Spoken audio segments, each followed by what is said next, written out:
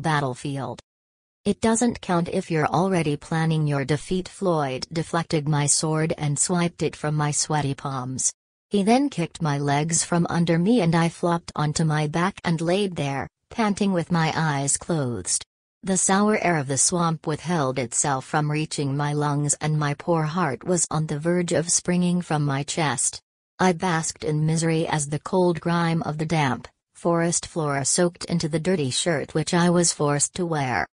"Get up, girl," I was kicked in the side, hard. But still, I didn't move. I didn't think it was possible. Not possible to move, or scream, or cry and curse. I was certain that Master Floyd was making a try on my life, by making me train until my heart eventually failed me and left me to rot. There was another rough kick to my leg and another command to upright myself, but this was it. I was drained of all my energy. I didn't have the strength to continue. "What happened to your desire to fight?" "Now, that is a warrior I can work with." I opened my eyes just as slowly as his words processed in my mind.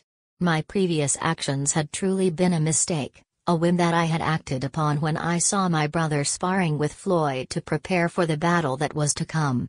What a silly girl I was to request lessons for myself. Before my eyes could drift back down, my arms were pulled away and I was lifted up. Suddenly, I was face to face with the handsome man who tortured me endlessly for the past 2 months. He grasped my arms tightly in his hands, but I could barely feel my body at all. It felt as if my legs would give out under me at any given moment. And frankly, I didn't feel obliged to try staying on my feet. Floyd, however, didn't care for my justified laziness. He held me up by the arms and looked me straight in the eye. "You've been doing well, Your Highness. You can't give up now." The use of my title made me wince as I had not particularly felt like royalty these past months and Floyd had not treated me as such. Of course, on my own orders that he treat me like any other student of his. To prepare myself for the war that was coming. However, I was stupid to believe that I could be like my brother or Floyd. Perhaps my father spoke wisely when he suggested that I be married off to another kingdom, where the battle would not reach me and I could worry for my family from afar. It would be much easier to seduce a simple-minded prince than to charge on to the battlefield where brawny men would roar at and fight and kill me without the blink of an eye. I was only a woman, a princess who has not received a sliver of training until not long ago, when we heard of my uncle, Isaac's betrayal and treason. Even if I was angry, I was also exhausted and yearned for a better path. A more comfortable path where others fought my battles for me. It would be easier, and it was what I was used to. The pressure of Floyd's hands on my arms suddenly left me and so did the little strength in my legs. My knees collided with the ground and became soaked with the same grime that covered the rest of me. The sour air burnt my eyes and I squeezed them closed. I was ready to tell Floyd to go and fuck himself and that I was leaving. "I can see that you're giving up. You shouldn't." A scoff left my lips.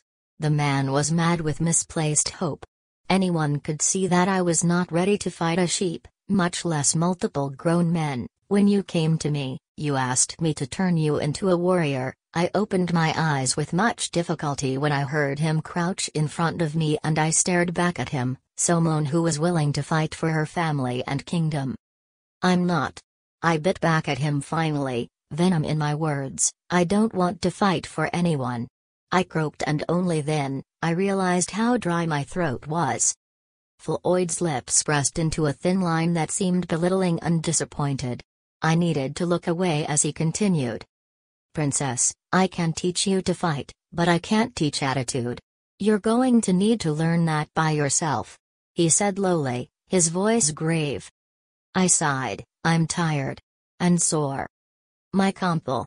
Chiến trường, không tính nếu anh đã lên kế hoạch thất bại, Floyd làm chệch hướng thanh kiếm của tôi và vứt nó khỏi lòng bàn tay đầy mồ hôi của tôi. Sau đó anh ta đá chân tôi từ dưới tôi và tôi đè lên lưng và nằm ở đó, thở hờ với đôi mắt nhắm lại. Không khí chua của đầm lầy không thể đến được phổi của tôi và trái tim tội nghiệp của tôi đang trên bờ vực nảy ra từ ngực tôi. Tôi đã chìm trong đau khổ như bụi bẩn lạnh lẽo của sàn rừng ẩm ướt ngâm vào chiếc áo bẩn mà tôi buộc phải mặc. Đứng dậy đi cô gái, tôi bị đá vào một bên cứng. Nhưng tôi vẫn không cử động, tôi không nghĩ là có thể, không thể di chuyển, hoặc la hét, hay khóc và nguyền rủa. Tôi chắc chắn rằng sư phụ Floyd đã thử đời mình, bằng cách bắt tôi luyện tập cho đến khi trái tim tôi thất bại và để tôi bị thối rữa.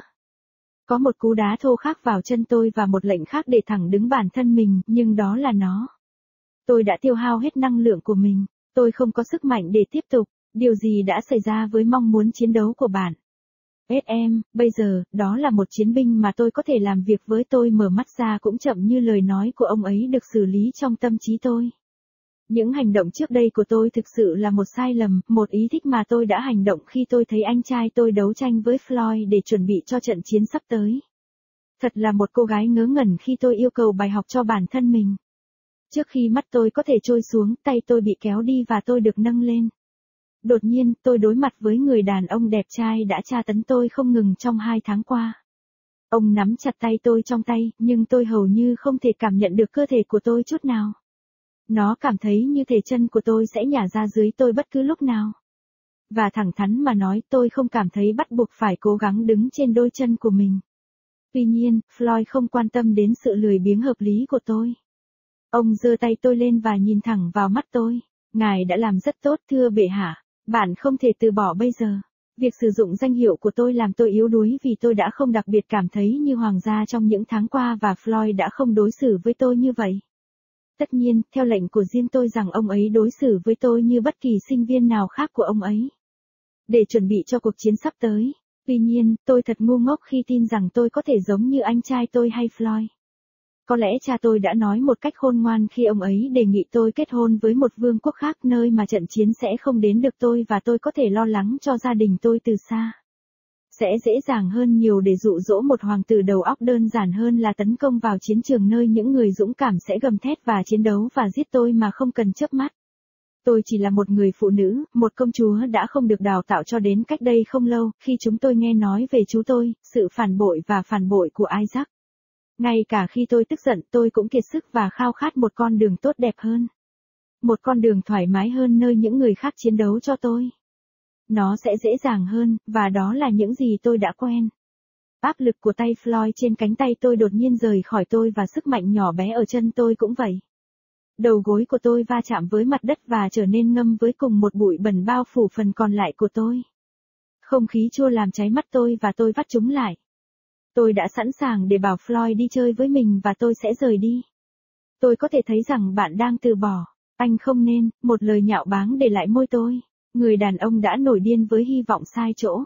Bất cứ ai cũng có thể thấy rằng tôi chưa sẵn sàng để chiến đấu với một con cừu, ít hơn nhiều người đàn ông trưởng thành. Khi bạn đến với tôi, bạn yêu cầu tôi biến bạn thành một chiến binh. Tôi mở mắt với nhiều khó khăn khi tôi nghe ông cúi xuống trước mặt tôi và tôi nhìn lại anh ta, một người sẵn sàng chiến đấu cho gia đình và vương quốc của cô ấy. Cuối cùng tôi cũng cắn lại anh ta, nọc độc theo lời của tôi không muốn chiến đấu vì bất cứ ai.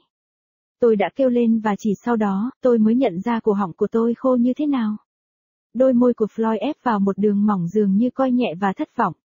Tôi cần phải nhìn xa khi ông ấy tiếp tục, công chúa, ta có thể dạy ngươi chiến đấu, nhưng ta không thể dạy thái độ. Bạn sẽ cần phải học điều đó một mình, ông nói khiêm nhường, giọng nói của mình mồm mà. Tôi thở dài, tôi mệt mỏi, và đau đớn.